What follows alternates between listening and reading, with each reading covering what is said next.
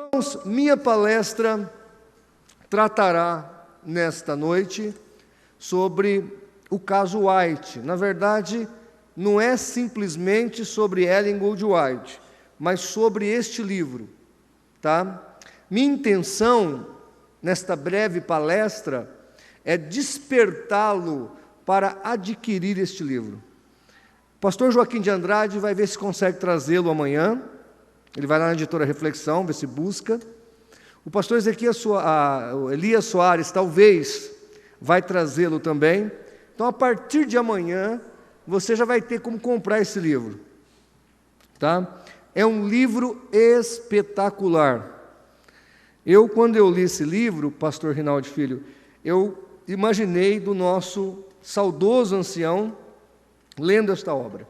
Ele ia vibrar, porque é uma obra que ficou muito bem feita, muito bem apurada, documentada, né? E vale a pena você ler. O caso White. O adventismo, irmãos, precisa ser realmente exposto. Ele precisa ser colocado no seu devido lugar, porque não é uma seita como qualquer outra. Ela tem as suas, digamos assim, peculiaridades e periculosidade, principalmente para nós evangélicos. Quem vai numa igreja adventista não, às vezes, percebe ou identifica a diferença entre ela e a sua própria igreja, porque ela é, tecnicamente ou aparentemente, uma igreja evangélica. Ela parece como. E quanto mais parecido, mais perigoso.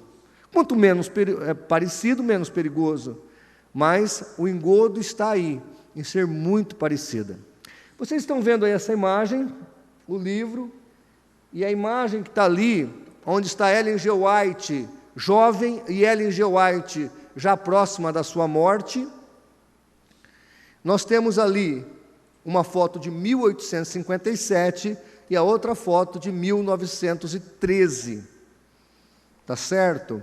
Observe que essas duas fotos nada têm a ver com os desenhos de Ellen G. White que vemos por aí na internet. Se você escrever o nome da profetisa do Adventismo lá no Google, vai aparecer umas imagens bonitas.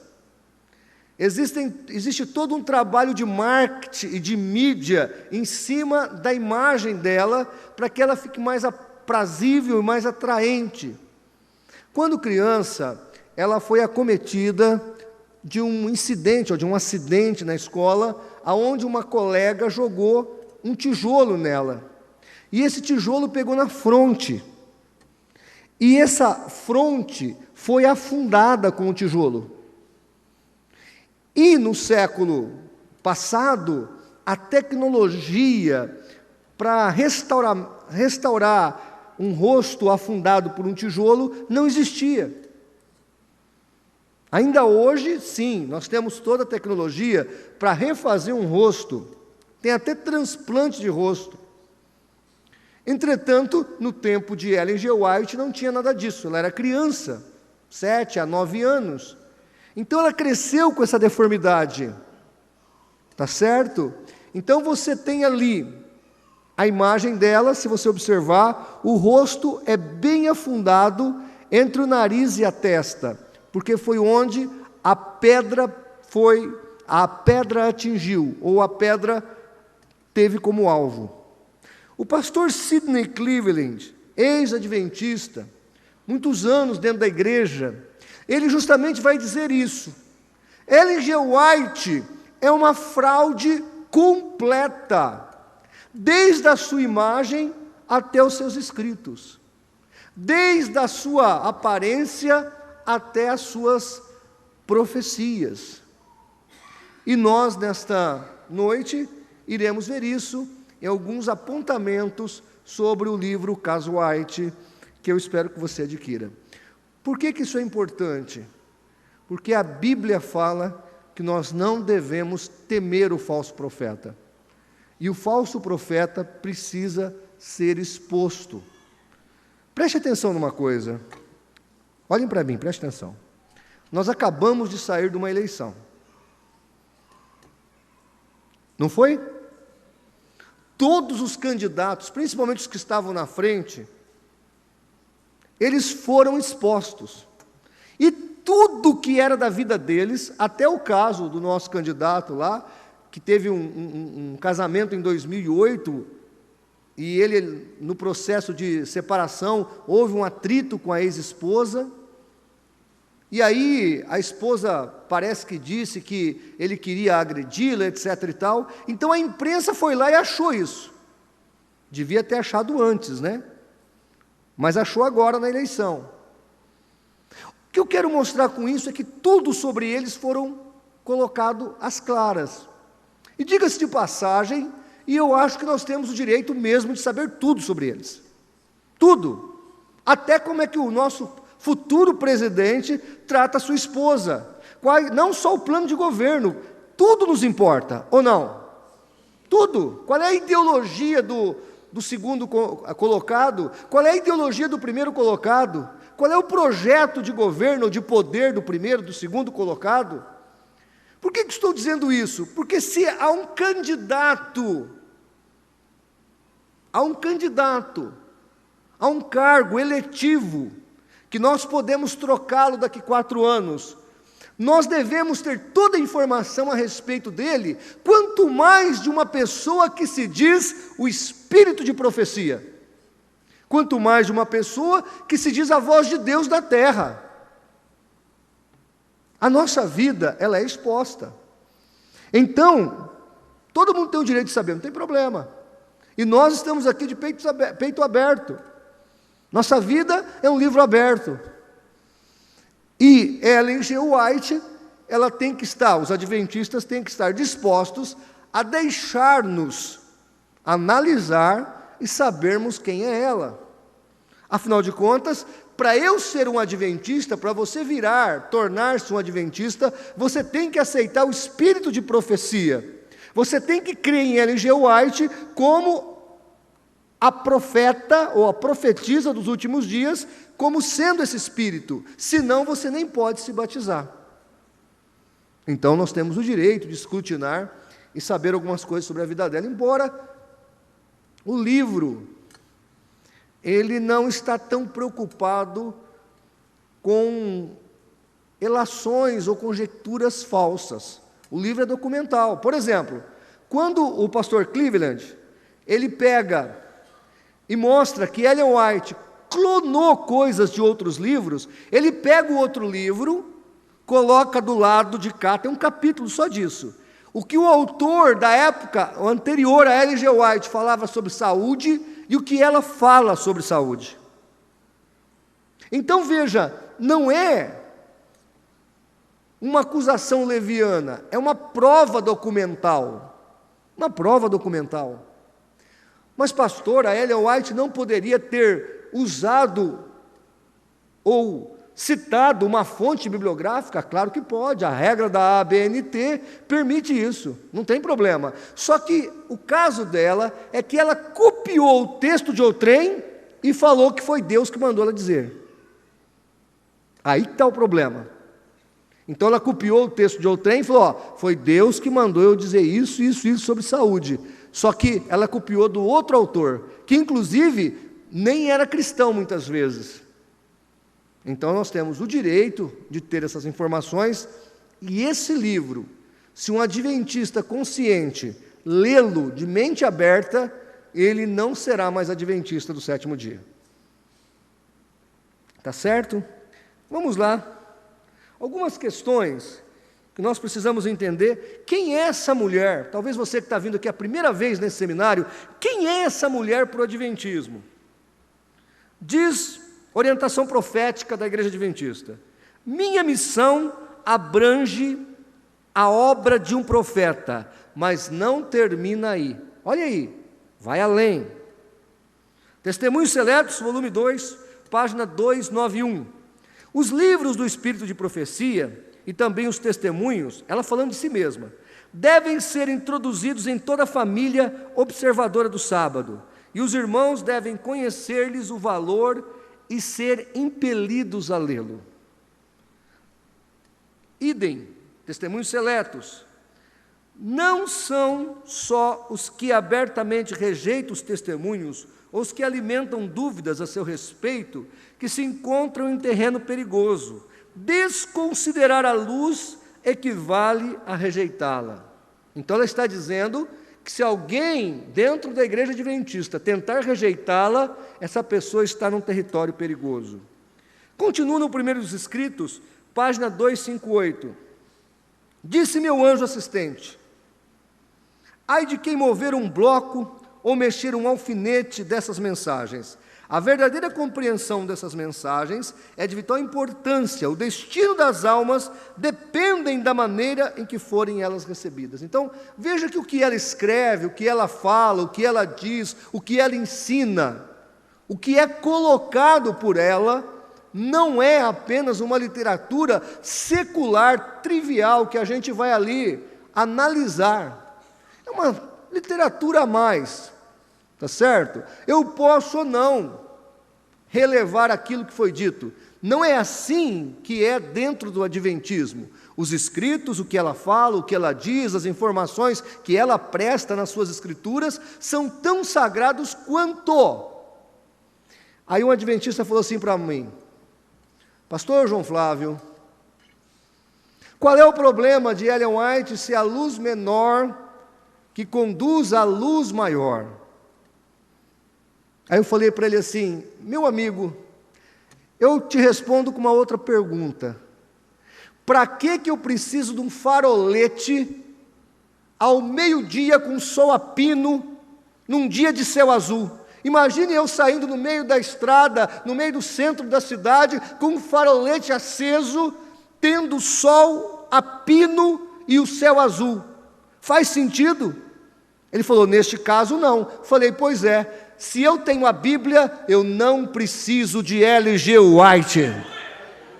Eu não preciso de ninguém. Como disse Lutero e como dizia a Reforma, somente as Escrituras Sagradas. Nada mais. Nada mais. Prosseguindo. Idem. É o testemunho seletos. Quanto mais eu for exaltado, tanto mais diminuirá a fé dos testemunhos do Espírito de Deus. Os que têm confiança posta em si mesmo, hão de reconhecer sempre menos a Deus nos testemunhos dados pelo seu Espírito. Olha que jactância. Continua ela no Testemunho Seletos, volume 2. Nos tempos antigos, Deus falou aos homens pela boca dos seus profetas e apóstolos. Nestes dias, lhes fala por meio dos testemunhos do seu Espírito. Não houve ainda um tempo em que mais seriamente se falasse ao seu povo a respeito da sua vontade e da sua conduta que se deve ter, ou da conduta que se deve ter, ou que este deve ter. Então vejam que ela não tem um pingo de pudor em falar que fala-se mais hoje por ela do que se falava pela Bíblia Sagrada e pelos profetas bíblicos. Um outro livro em inglês dela diz assim, ou da Igreja Adventista: A Mensageira do Senhor. A Mensageira do Senhor é o livro. No texto de Hebreus 1:1, onde consta: havendo Deus antigamente falado muitas vezes e de muitas maneiras aos pais pelos profetas, a nós falou nesses últimos dias pelo Filho. Nos fala hoje de modo diferente, ou seja, pelos escritos de Ellen G. White. Deste modo, não devemos mais consultar a Bíblia quando quisermos ouvir a voz de Deus, mas devemos procurar entender a Deus falando ou falar pelos escritos dela, a chamassem de a mensageira do Senhor. Revista Adventista, fevereiro de 1984. E os adventistas dizem que nós tiramos esse texto do contexto, mas não, é fato, está aí. Nisto cremos, dizem os adventistas. Ellen White foi inspirada pelo Espírito Santo. Seus escritos, produto de inspiração, têm aplicação para os adventistas do sétimo dia. Negamos que a qualidade ou grau de inspiração dos escritos de Ellen G. White sejam diferentes dos encontrados nas Escrituras. Isso precisa de interpretação? Está claro para você isso? Pelo que está escrito aqui, Ellen G. White é inferior ou não a palavra de Deus? Ela é inferior ou não? Não. Pelo que está escrito aí, não.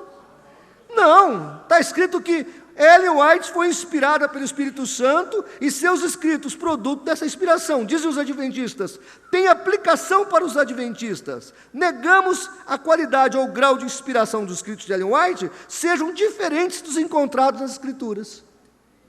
Então ela é inferior à palavra de Deus? Não, está no mesmo nível. Heresia. Devemos rejeitar os escritos de Ellen G. White? Olha o que ela mesma fala sobre os seus escritos. Ellen G. White. Se os testemunhos, termo comum para os escritos de Ellen White, não falam segundo a palavra de Deus, rejeite-os. Repito, se os testemunhos escritos, não falam segundo a palavra de Deus, o que nós devemos fazer? Rejeite-os. E a minha intenção aqui nesta noite é que este conselho de Ellen White seja seguido por vocês e por mim. Vamos lá, a Bíblia versus Ellen White, ou Ellen White versus a Bíblia. Aqui já é a citação deste livro, tem um capítulo só para isso. Tá? Presta atenção aí. Estava Adão com Eva, quando ela foi tentada a comer da árvore do conhecimento do bem e do mal? Essa é uma pergunta. Onde estava Adão? Estava junto ou distante de Eva? Diz Patriarcas e Profetas, página 56, edição de 1890. Sem receio, ela o apanhou e comeu. Com as mãos cheias do fruto proibido, ela procurou por sua presença. Ele, Adão, lamentou por haver permitido que Eva se afastasse do seu lado. Então a ideia da cabeça de Ellen G. White, o Adão estava catando coquinho. O Adão estava catando coquinho. Aí veio lá a serpente, seduziu Eva. E depois, quando ele chega, ele vê aquela situação, ele fica com dó dela e acaba comendo do fruto. Sabe, irmãos, quando eu era novo convertido, sem conhecimento teológico, eu até imaginava que era algo desse tipo que tinha acontecido. Mas olha o texto de Gênesis 3:6. Diz assim a palavra de Deus: e viu a mulher que aquela árvore era boa para se comer, e agradável aos olhos, e a árvore desejável para dar entendimento. Tomou ela do seu fruto e comeu, e deu também ao seu marido, e ele comeu com ela. Aí o texto hebraico está deixando claro que quando a tentação aconteceu, Adão estava do lado de Eva, ladinho do outro. E aí os adventistas que gostam de arrotar, que conhecem o hebraico, podem consultar o hebraico de Gênesis capítulo 3, versículo 6. A ideia do texto é clara. A tentação aconteceu aos olhos de Adão. Eva foi tentada aos olhos de Adão, tanto que ela come e logo em seguida o seu marido come. Ele não estava passeando em algum lugar ou catando coquinho, ele estava ali, infelizmente estava ali. Eva foi enganada e Adão, ali depois do engano de Eva, come do fruto. Então a Bíblia fala uma coisa, já Ellen G. White conjectura outra coisa. E o engraçado que o adventista não tem pudor em querer desconversar esse tipo de coisa, porque o fato é muito explícito. Segunda questão, ou segunda pergunta: Adão foi enganado por Satanás? Evangelismo, página 598, edição de 1900. Satanás, que é o pai da mentira, enganou Adão. Então Ellen G. White fala claramente que Adão foi enganado. Olha o que diz Paulo em 1 de Timóteo 2,14. Adão não foi enganado, mas a mulher, sendo enganada, caiu em transgressão. O pecado de Adão foi consciente, Eva foi enganada, mas Adão não foi enganado. Com quem que nós vamos ficar? Com Ellen G. White ou com a Bíblia? Com a Bíblia. Terceira pergunta: Israel foi destruído em razão da gula? Responde Ellen G. White em Conselhos sobre o Regime Alimentar, página 148. Deus concedeu o seu desejo, dando-lhes carne, e deixou-os comer até que sua gula produziu uma praga. Então o povo comeu, até que aquela alimentação exacerbada produziu uma praga. Números capítulo 11, verso 33, palavra de Deus: quando a carne estava entre os seus dentes, antes que fosse mastigada, se acendeu a ira do Senhor contra o povo, e feriu o Senhor o povo com uma praga muito grande. O povo nem tinha engolido a carne, e a praga já tinha pegado eles, e é por causa do pecado deles, não é por causa da carne. Porque os adventistas, eles têm um negócio com a carne vermelha. A Ellen White chega a falar que a carne vermelha incita o ser humano ao pecado. Está vendo, pastor Edson Miranda? O senhor que gosta daquelas picanhas mal passadas, o senhor vai pecar muito desse jeito.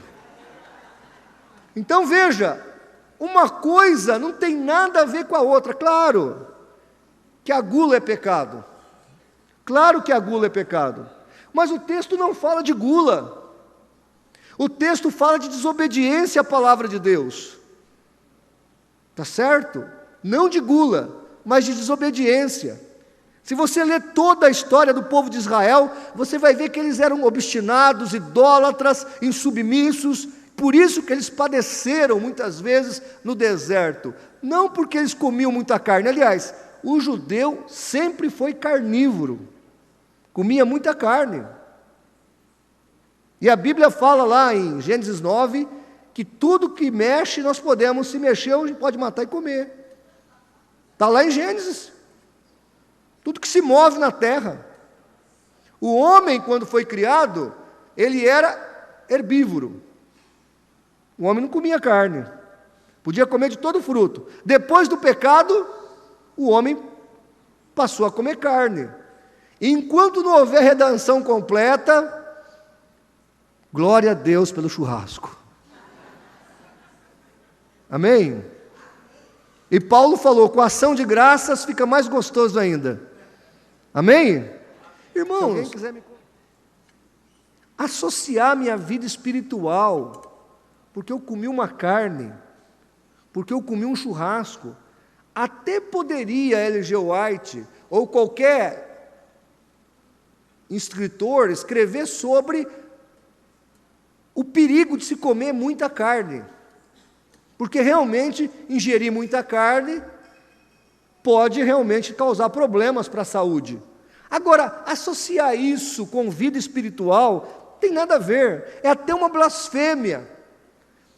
Na África, um fígado de boi por dia, para cada pessoa que passa fome, a fome seria extinta na África. Um fígado de boi.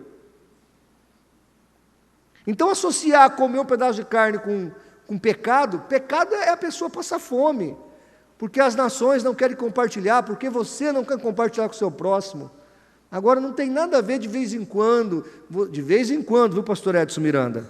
Fazer um churrasco não tem problema, não, né? E isso não tem nada a ver com gula. Podemos ter a certeza da nossa salvação? O adventista tem um problema com isso, porque Jesus está fazendo o tal do juízo investigativo agora em 1844. Então o cara morre e tem que passar pelo juízo investigativo. Parábolas de Jesus, página 155.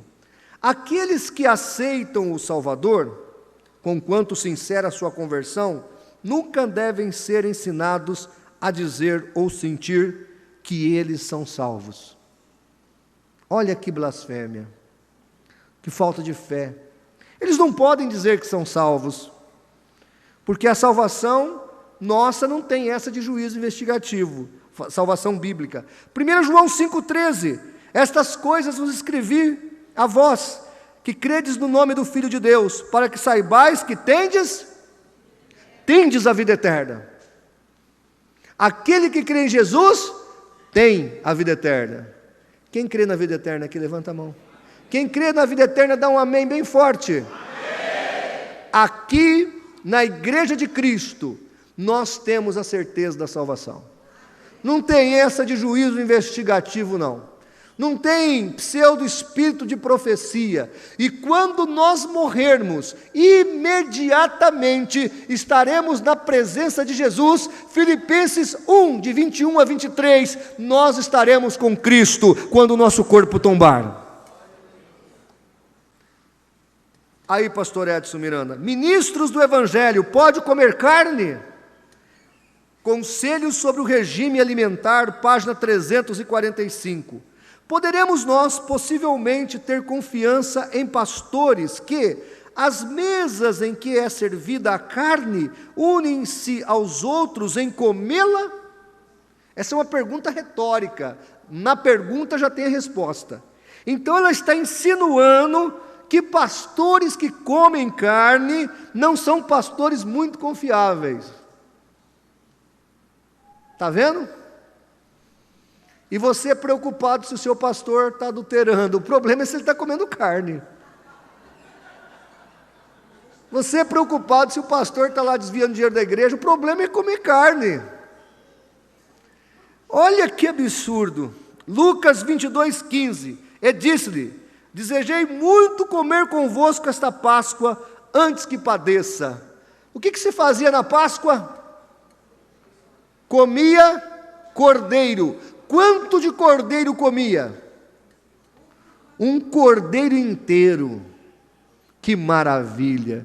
É bom ser crente. Deus manda a gente comer um cordeiro inteiro. No dia da Páscoa, Jesus comeu carne. Jesus comia carne. Agora, eu não vou confiar em Jesus como meu pastor? A Ellen White falou que pastor que come carne, não dá para confiar nele. Tem cada coisa, irmãos. Depois o Leandro Quadros faz aqueles videozinhos bonitinhos dele, vem com aquela, né? Esses apologistas papagaios que ficam imitando aí o pastor Natanael Rinaldi, não sabem nada. Eu não estou nem falando do que disse o pastor Natanael Rinaldi. É um pastor que esteve mais de 20 anos dentro da igreja adventista. Ele está dizendo que isso é uma coisa ridícula. E é ridículo. Se naquela época tivesse profetas dentro da igreja adventista, alguém chamava essa mulher e falava: minha filha, vai procurar um médico, porque essa pedrada que você levou quando criança está te gerando alucinações. Para com isso. Mas em 1860, 1870, aquele povo todo embotado, todo mundo com medo dessa mulher, ela começa a dominar as vidas das pessoas. E aí dá nisso. A Bíblia fala: não temam o quê? O falso profeta. Não temam o falso profeta. Alguém falou assim para mim: o senhor não tem medo de praga desse povo? Meu irmão, se praga de falso profeta pegasse, eu estava morto. O pastor Joaquim de Andrade estava esturricado. Se praga de falso profeta pegasse, o pastor Natanael Rinaldi não tinha vivido 88 anos. Praga de falso profeta não pega, se transforma em vitória e bênção. Tem crente que tem medo de praga de falso profeta, tem crente que tem medo de macumba. Meu irmão, não tenha medo de falsos profetas. Continua, estou acabando. Quem colocou a imortalidade no coração do homem? Olha que interessante. Olha o que a Ellen White fala no Grande Conflito, página 534. Satanás ordenou a seus anjos que fizessem um esforço especial a fim de inculcar a crença da imortalidade. Então, segundo Ellen G. White, quem colocou a imortalidade, a ideia de viver para sempre, no coração do homem, foi Satanás. Eclesiastes 3,11 fala diferente. Também colocou no coração do homem o desejo profundo pela eternidade. Quem fez isso? Deus. O desejo de vivermos eternamente, quem colocou no nosso coração foi Deus. Foi Deus. Em Gênesis 3, 4 e 5, deixa claro qual foi a proposta que Satanás fez para Adão e Eva. Não era vida eterna. Adão e Eva tinham acesso à árvore da vida? Sim ou não? Sim, a própria igreja adventista ensina isso. Ora, se eles tinham acesso à árvore da vida, a árvore da vida dava o que para eles? Vida eterna. Vida eterna. Então, se o diabo chegasse em Adão e Eva, ou em Eva, dona Eva, vim aqui fazer uma proposta para a senhora não quer vida eterna? Aí a Eva ia falar, você está de brincadeira, eu tenho uma árvore ali no quintal, ó. Não preciso da tua proposta de vida eterna. Então, com o que Satanás veio tentar Eva? Com aquilo que derrubou o seu coração, com aquilo que intentou ele contra Deus. O versículo 5 de Gênesis 3 fala: porque Deus sabe que no dia que dele comerdes, se abrirão os vossos olhos e sereis como Deus. O que Satanás ofereceu para Adão e Eva? Divindade. Ele não veio com eternidade, ele veio com divindade. Não simplesmente eternidade, porque eternidade, vida eterna, Adão e Eva já tinham. Aliás, o pecado gera morte. Adão e Eva tinham pecado? Não. Então tinha como gerar morte no paraíso antes do pecado? Não. Sem morte, nós temos o quê? Vida eterna. Então não havia nenhuma possibilidade do diabo vir tentar Adão e Eva com imortalidade, porque eles já tinham. Na verdade, Ellen G. White fala isso para usar como sarcasmo contra as igrejas evangélicas e protestantes que sempre ensinaram a imortalidade da alma. Deus não ama as crianças más?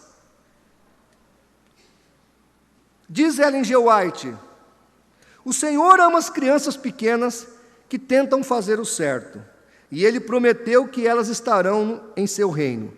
Mas as crianças más, Deus não ama. Apelo à Juventude, página 61. Ela continua na página 41 aqui.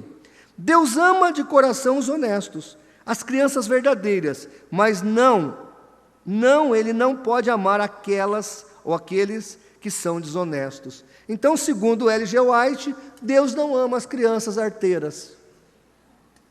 Olha que coisa. A palavra de Deus diz diferente, Mateus 5, 44, 45 e 48. Eu, porém, vos digo, amai os vossos inimigos, bendizei os que vos maldizem, fazei o bem aos que vos odeiam, orai pelos que vos maltratam e os que vos perseguem, para que sejais filhos do vosso Pai que está nos céus. Porque faz que o seu sol se levante sobre maus e bons, e a chuva desça sobre justos e injustos. Sede vós, pois, perfeitos, como é perfeito o vosso Pai que está nos céus. Deus ama todas as pessoas, sejam elas boas ou más. Aliás, quando Ele nos amou, nós éramos ainda bons ou éramos maus? Maus. Deus, está lá em Romanos 5, Deus nos amou quando éramos ímpios ainda. Mateus 19, 14 fala que das crianças é o reino dos céus. E essas crianças que ele falou em Mateus 19, 14, o pai delas, como ele disse em João 8, 44, eram filhos do diabo. Então essas crianças deveriam ser netas do diabo. Mas não, Jesus disse, dos tais é o reino de Deus. Seu filho pode ser arteiro, mas ele é de Deus. Quando ele ficar mais digamos assim, consciente, começar a entender o que é certo e errado, aí como está em Romanos 7, 9, ele vai ter que entender que ele morreu, que ele está em pecado, e ele tem que aceitar Jesus como Salvador. Mas aí ele não é mais criança. Eu estou terminando agora com essa. O dia da expiação, no ano de 1844. O problema é que esse dia, segundo eles é o Yom Kippur, não caiu no dia 22 de outubro. O pastor Cleveland escreve todo um capítulo sobre isso.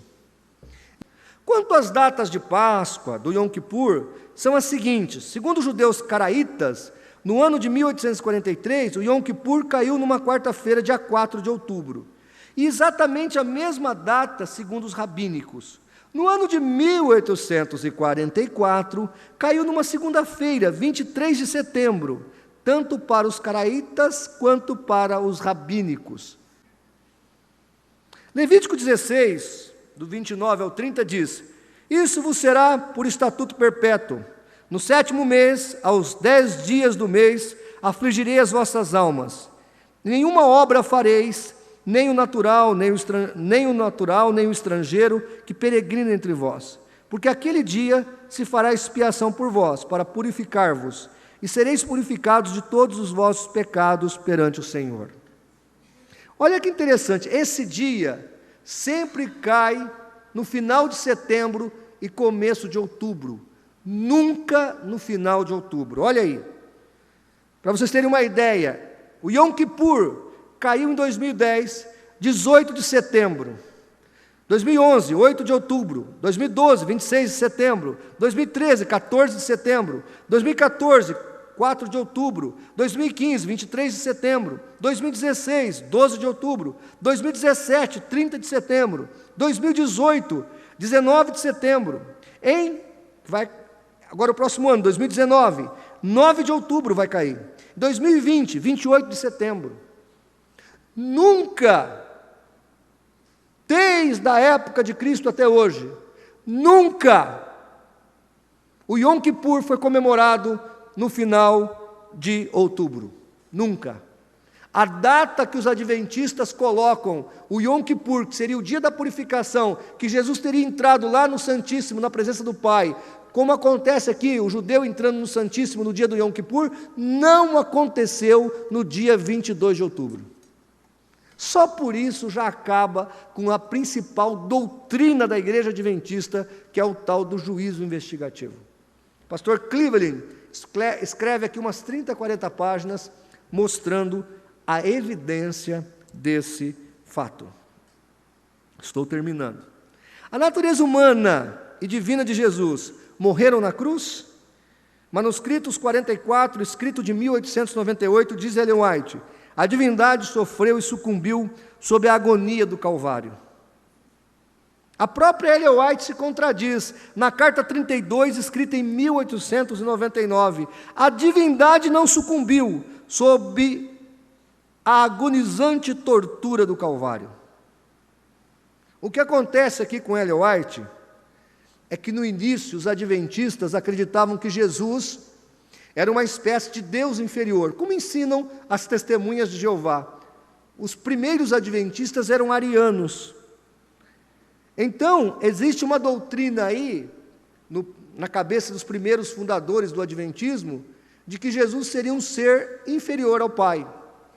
Por isso, Ellen White, num determinado momento, ela fala que a natureza de Cristo sucumbiu.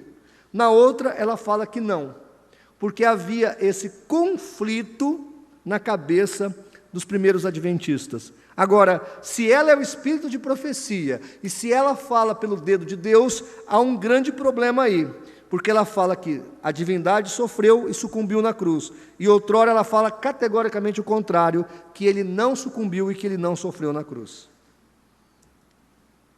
Por fim, uma palavra aos aspirantes a profeta, citação de Ellen G. White, de 1892. Visto que pretensos ensinadores vêm a nós declarando terem uma mensagem da parte de Deus, é apropriado inquirir-lhes cuidadosamente: como sabemos que isso é verdade? A palavra de Deus nos dá um teste para que possamos saber o que é a verdade. A lei e ao testemunho, se eles não falarem segundo esta palavra, é porque não há luz neles. O que Ellen White está dizendo aqui, nós corroboramos com ela, é que se alguém pregar alguma coisa e não estiver de acordo com a palavra de Deus, nós devemos rechaçar aquilo e não aceitarmos aquilo. Só pelo que eu falei nesta noite, Ellen G. White é uma profeta de Deus ou é uma falsa profetisa? não deu para ouvir. Pelo que eu disse essa noite, Ellen G. White é uma profeta de Deus ou uma falsa profetisa? Espero que o Leandro Quadros tenha ouvido isso. Espero que os adventistas escutem isso. E olha, irmãos, de coração, adquira este livro. E nós precisamos alertar o povo de Deus. Amém? Vamos orar? Vamos ficar de pé? Pastor João Flávio, o senhor odeia os adventistas? É claro que não. Outro dia eu encontrei com um adventista, comecei a dialogar com ele, aconteceu agora, antes de eu vir para cá. E ele falou, não, eu não creio que Ellen White é isso, eu creio nisso, não creio nisso. Eu falei, que bom. Ele falou, por quê? Você está certo. É isso mesmo que você tem que crer, dessa maneira. Mas não é assim que a sua igreja crê. Manda os documentos. Aí eu mandei. Aí ele respondeu assim para mim, puxa, pastor João Flávio, eu lamento por alguns posicionamentos da minha igreja. Então tem coisa que até o adventista que está lá dentro não sabe. Tem muita gente lá dentro mal informada a respeito da sua própria religião. É por isso que eles odeiam tanto o Centro Apologético Cristão de Pesquisas, porque o cacp.org.br recebe 1 milhão de acessos por mês. 1 milhão. E esse site alerta as pessoas. E nós estamos fazendo a obra de Deus, porque nós cremos que muitos adventistas vão aceitar Jesus como seu Salvador, vão sair do adventismo e vão se converter a Cristo, somente a Cristo. Eu creio nisso. Vamos orar? Senhor nosso Deus e nosso Pai, nós oramos agora, ó Deus, pela Tua igreja, para que ela acorde e se torne uma igreja evangelística, uma igreja que prega o Teu Evangelho. Também oramos, ó Deus, por aqueles que estão perdidos no mundo sectário, pelos membros das seitas, no caso desta noite, pela Igreja Adventista do Sétimo Dia. Tem misericórdia, Senhor, daquelas pessoas e que a Tua salvação os alcance. Se alguém aqui tiver parente, ó Deus, envolvido com essa seita, que a Tua graça salvadora o possa atingi-los, possa alcançá-los. Senhor, essa é a nossa oração, no precioso nome de Jesus. Toda a igreja diz amém.